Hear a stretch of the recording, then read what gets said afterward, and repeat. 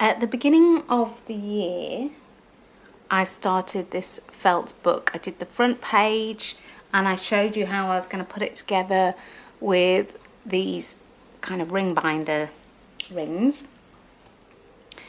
And I think it's time to finally put it together. Now, if I was sensible, I would have done 2 pages, sewn them together, 2 pages, sewn them together. But I've left the boring job, unfortunately, right until the end. So I need to sew all my pages together, back to back, so there's no ends showing. Now, I bought pieces of felt pre-cut at 20 centimeters, so cutting and measuring is not really my strong point, so I thought I'd buy them pre-cut. But as you can see, cutting and measuring is obviously not the other person's forte as well, because some of them are a little bit bigger than others. And this one I washed because I'd used some stick and stitch, and obviously it's a wool felt, so it did shrink. My fault. Which is fine, but I might put that one at the end. I'm not going to try and trim them down. A lot of cases I have gone pretty close to the edge. So we are just going to sew them together, and some pages will be a little bit bigger than others, but I'm not too concerned about that. In most of them, to start with, I certainly left enough space around the edge. I think as we go on, some of them are very close to the edge. This one. And especially where I've used lots of different fabrics, I've gone right to the edge. So we will have to find a way of sewing them together. That shouldn't be a problem. So I've got some scraps of thread. Some pages I might want to make a feature of the sewing, other pages I might prefer it to blend in so it doesn't distract from the design. You could use a number of stitches really. Blanket stitch springs to mind, but that does come into the picture a lot more. So I might use some blanket stitch, I might use some over stitching, I might just do basic running stitch because it doesn't actually have to be mega secure, and I might do back stitch. So I am going to decide the order of my pages and start sewing it together. If you've not seen the first video, have a quick look at that, where I show you how to make the book. And now we are putting it together. 6 months later, I've done 12 designs and it is looking pretty chunky. I think I might be able to fit 1 or 2 more in, but I'm going to put it together now. And then I'll talk you through all the pieces that I've done and maybe choose my favourite and ask you what your favourite is too. So this is obviously the front page.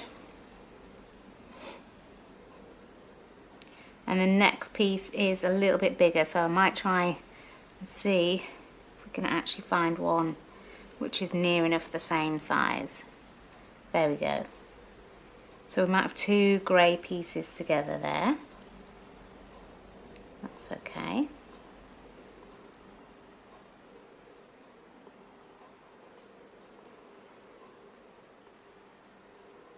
Those 2 go together. This one's small. Might work sewing it onto the back of that.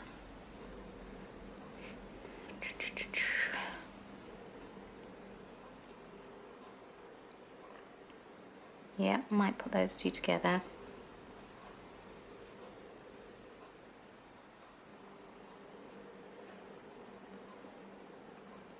I think we're going to put the 2 birds together.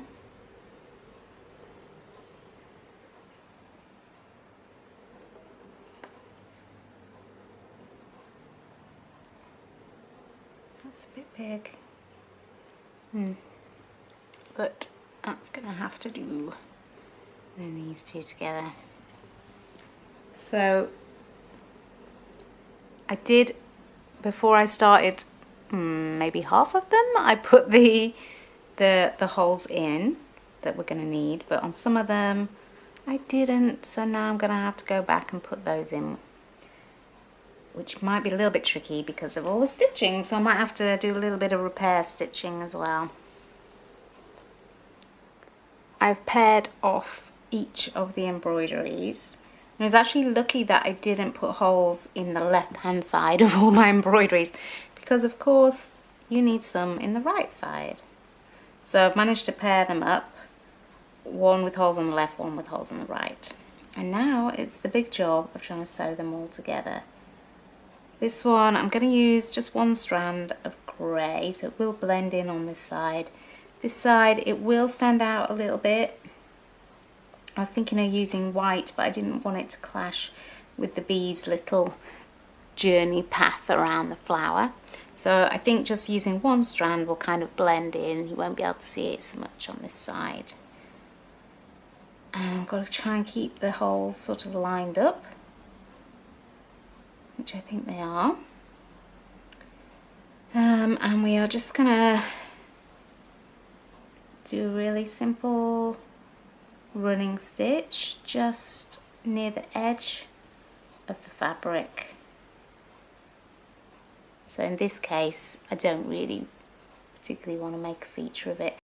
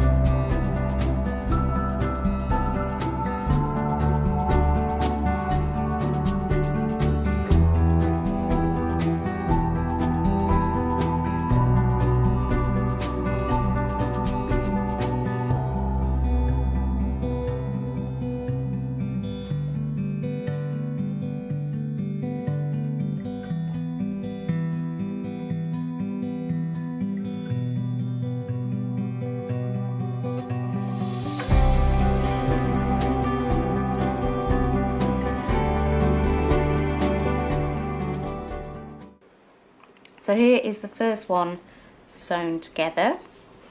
It's not really noticeable, and you can see the felt is not exactly the same size, or potentially I've stretched it a bit when I've been sewing because I haven't been working in hoops. And it's quite a soft, it's a wool mix. It's not 100% wool, but it's a wool mix, so I have been pulling it around a little bit, so it's possibly a bit out of shape. But I think that looks absolutely fine. So I've not done fancy stitching, I just did a running stitch. The idea of making a book in this way was to focus on all the slow stitch projects rather than worry about how to make the book. So I think it's going to come together quite easily. And I'm going to sew all the other pages together, and then we'll have a flick through and have a look at some of the pieces that we've made this year. And here is the finished book. Looking quite smart, I think. There is actually a little bit of room, so you never know, I might revisit this felt book, or I could have just actually used smaller hoops, which when I was making it I was thinking at the time, are these too big? They probably are a little bit too big. So when I was sewing it together, I found these little clips, because I think I've mentioned before I'm not a massive fan of pins, but these were really useful in just sort of keeping things lined up. And I kept my holes lined up with a little bit of straw, a little bit of makeshift there. So let's have a look through the book, and I hope that maybe it gives you some ideas for your own slow stitching. So front cover, nice little bird, kind of folk art inspired. This is the only sort of abstract piece in the book. I keep coming and going on this one, whether I like it or not. I think it actually fits into the book really nicely, so I don't mind it. This is my lovely sunflower. Really pleased with this one. Really like the purple, the yellow, the green. Everything sort of came together on this one.